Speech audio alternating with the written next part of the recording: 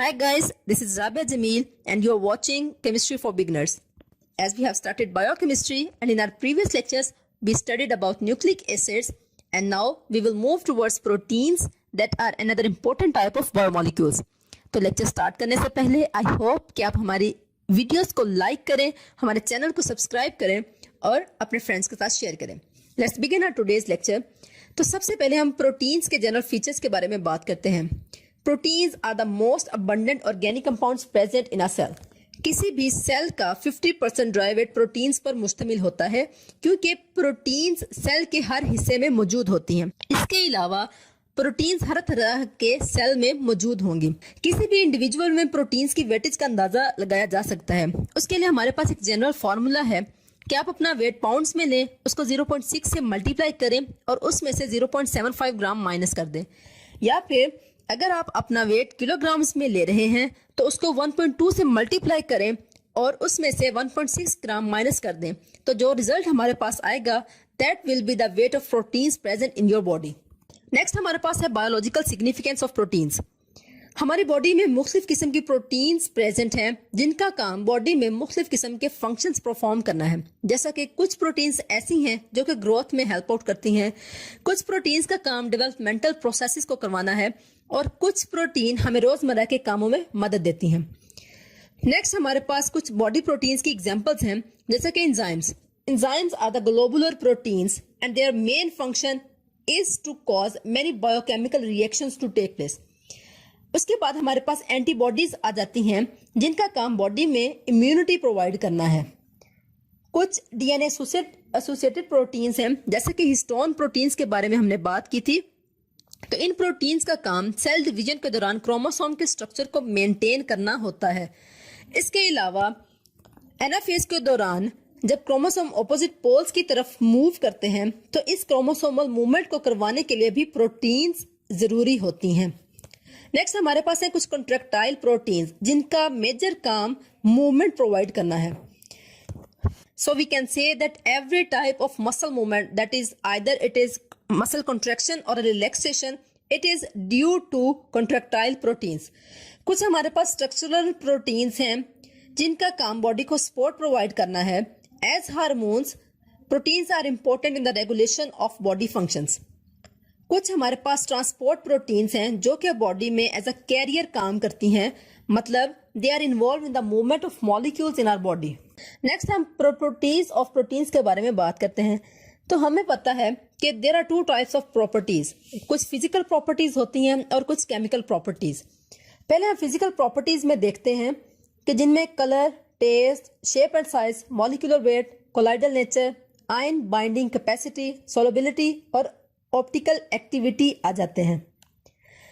अगर कलर और टेस्ट की बात की जाए तो proteins are usually colourless and tasteless. उनका कोई कलर नहीं होता और कोई टेस्ट नहीं होता.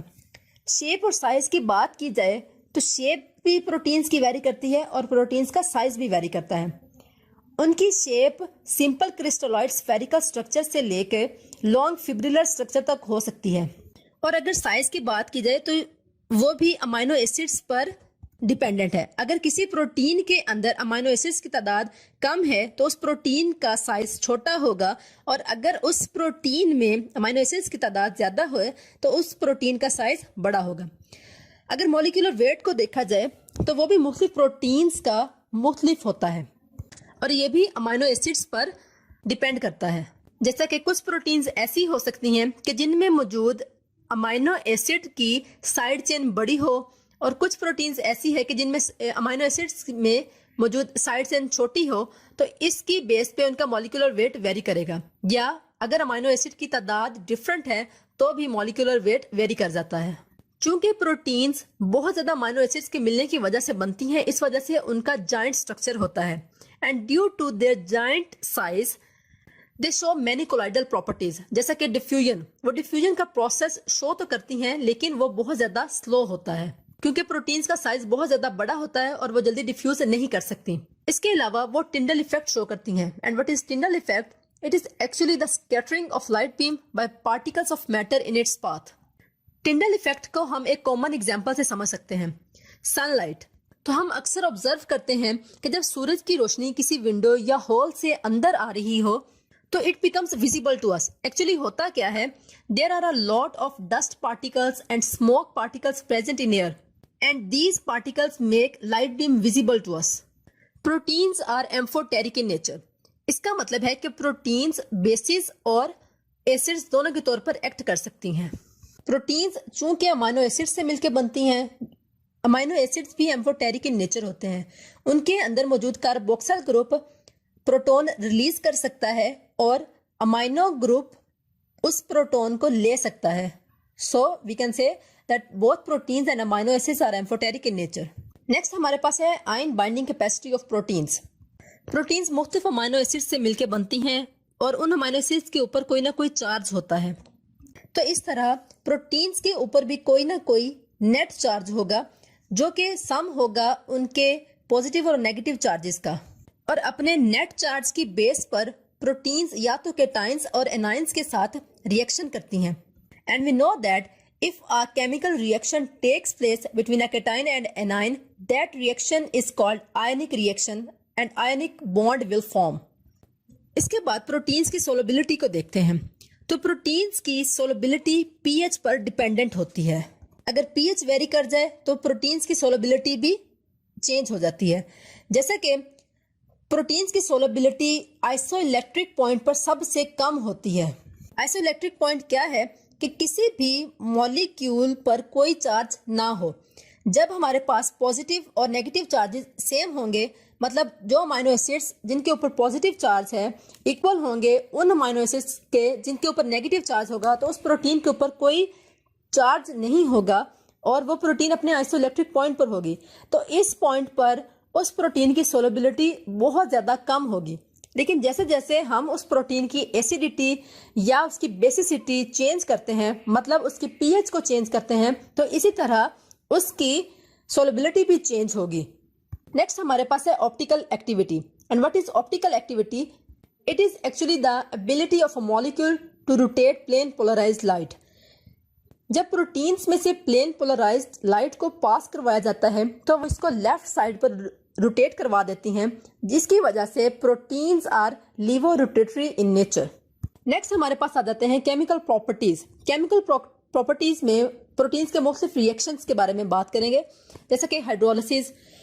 कुछ रिएक्शंस ऐसे होंगे जिनमें सिर्फ कार्बोक्सिल ग्रुप इन्वॉल्व होगा, कुछ रिएक्शंस ऐसे होंगे जिनमें सिर्फ अमाइनो ग्रुप इन्वॉल्व होगा, कुछ रिएक्शंस ऐसे होंगे जिनमें बोथ कार्बोक्सिल ग्रुप और अमाइनो ग्रुप इन्वॉल्व होंगे। इसके अलावा कुछ रिएक्शंस साइड चेन की वजह से होते हैं और कुछ रिएक्शंस एसएच की वजह से होते हैं, एसएच ग्रुप की वजह से। ये reactions actually sulphur containing proteins में होंगे। सबसे पहले प्रोटीन्स की हाइड्रोलिसिस देखते हैं। तो प्रोटीन्स को मुख्तलिफ किस्म के हाइड्रोलिटिक एजेंट से हाइड्रोलाइज किया जा सकता है, जैसा कि कुछ एसिडिक एजेंट्स होंगे और कुछ अल्कलाइन एजेंट्स होंगे। अगर प्रोटीन्स की 6 to 12 नॉर्मल कंसंट्रेटेड HCl के साथ हाइड्रोलिसिस करवाई जाए at 100 to 110 degree centigrade for 6 to 20 hours, तो हमारे पास अमाइनो एसिड्स बनेंगे जो कि हाइड्रोक्लोराइड्स की फॉर्म में होंगे। इसके अलावा प्रोटीन्स की हाइड्रोलिसिस के लिए 2 नॉर्मल NaOH को भी यूज किया जाता है। अब हम वो रिएक्शन देखते हैं कि जिनके अंदर सिर्फ कार्बोक्सिल ग्रुप इन्वॉल्व होगा। तो प्रोटीन्स जब अल्कलीज या बेसिस के साथ रिएक्ट करती हैं तो हमारे पास सॉल्ट फॉर्मेशन होती है। इसी तरह जब वो अल्कोहल्स के साथ रिएक्ट करेंगी तो कार्बोक्सिल ग्रुप और अल्कोहल ग्रुप के दरमियान रिएक्शन की वजह से एस्टर फॉर्मेशन होगी, मतलब एस्टरिफिकेशन का रिएक्शन होगा। नेक्स्ट हमारे पास है अमाइंस। जब प्रोटीन्स अमाइंस के साथ रिएक्शन करेंगी there will be amide formation. आगे हमारे पास वो रिएक्शंस हैं जिनके अंदर सिर्फ अमाइनो ग्रुप इन्वॉल्व होता है। प्रोटीन्स जब मिनरल एसिड्स जैसा कि HCl के साथ रिएक्ट करती हैं तो सॉल्ट फॉर्मेशन होती है। इसके बाद जब वो फॉर्म अल्डिहाइड जो कि सिंपलेस्ट अल्डिहाइड है उसके साथ रिएक्शन करेंगी तो हाइड्रोक्सी मिथाइल डेरिवेटिव्स की फॉर्मेशन होती है। हाइड्रोक्सी मिथाइल का जनरल फॉर्मूला होता है CH2OH। प्रोटीन्स जब बेंजल्डिहाइड के साथ रिएक्शन करती हैं तो शिफ बेस की फॉर्मेशन होती है। शिफ बेसिस एक्चुअली हमारे पास है क्या? दीज आर द अल्डिहाइड और ketone like compounds in which carbonyl group is replaced by imine। Schiff base की पहचान क्या है कि इनमें कार्बन और नाइट्रोजन के दरमियान डबल बॉन्ड प्रेजेंट होगा। प्रोटीन्स जब नाइट्रस एसिड के साथ रिएक्शन करती हैं तो नाइट्रोजन गैस रिलीज होती है और हमारे पास कोरस्पॉन्डिंग अल्फा हाइड्रोक्सी एसिड्स की फॉर्मेशन होती है। इस रिएक्शन को वेन्स लाइक रिएक्शन कहा जाता है। अल्फा हाइड्रोक्सी एसिड्स कौन से होते हैं कि जिनमें कार्बोक्सिल ग्रुप के साथ वाली कार्बन मतलब अल्फा कार्बन के ऊपर OH ग्रुप मौजूद हो, उनको अल्फा हाइड्रोक्सी एसिड्स कहा जाता है। आगे हमारे पास वो रिएक्शंस हैं जिनके अंदर कार्बोक्सिल ग्रुप और अमाइनो ग्रुप दोनों इन्वॉल्व होंगे। तो सबसे पहले हमारे पास है नीन हाइड्रिन रिएक्शन।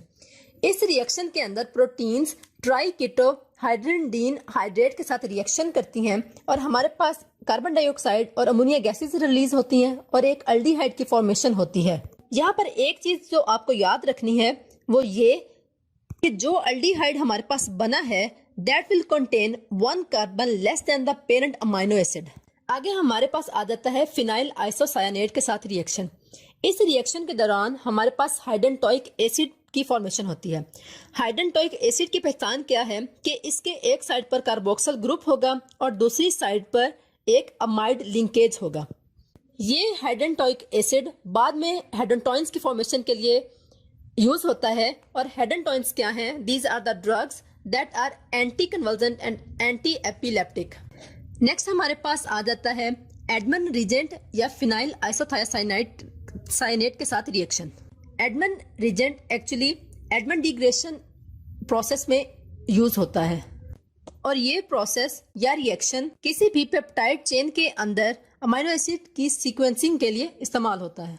आगे हमारे पास वो रिएक्शंस हैं जिनके अंदर साइड चेन इन्वॉल्व होगी। ये हमारे पास मुख्तलिफ टेस्ट हैं जैसे कि biuret test, xanthoproteic test, Millon's test, Folin's test, Sakaguchi test, Pauly test and Ehrlich's test. Next हमारे पास रिएक्शंस आ जाते हैं जिनके अंदर SH ग्रुप इन्वॉल्व होगा। पहले हमारे पास है नाइट्रोप्रोसाइड टेस्ट। वो प्रोटीन्स जिनके अंदर सल्फर मौजूद है जब सोडियम नाइट्रोप्रोसाइड के साथ रिएक्शन करती हैं in the presence of dilute NH4OH तो रेड कलर अपीयर होता है। सल्फर कंटेनिंग प्रोटीन्स कौन सी हैं कि जिनके अंदर सल्फर कंटेनिंग अमाइनो एसिड्स होंगे और कुछ सल्फर कंटेनिंग अमाइनो एसिड्स हमारे पास हैं जैसा कि सिस्टीन, मैथ्यूनिन एटसेट्रा। उसके बाद हमारे पास है सुलिवान टेस्ट। इसके अंदर जब प्रोटीन्स सोडियम 1,2-एफ्थोक्यूनोन 4-सल्फोनेट और सोडियम हाइड्रोसल्फाइड के साथ रिएक्शन करती हैं तो रेड कलर की फॉर्मेशन होती है, जो कि इस चीज की इंडिकेशन है कि जो अननोन कंपाउंड हमारे पास मौजूद था वो प्रोटीन है। This is all about today's lecture. Thank you very much.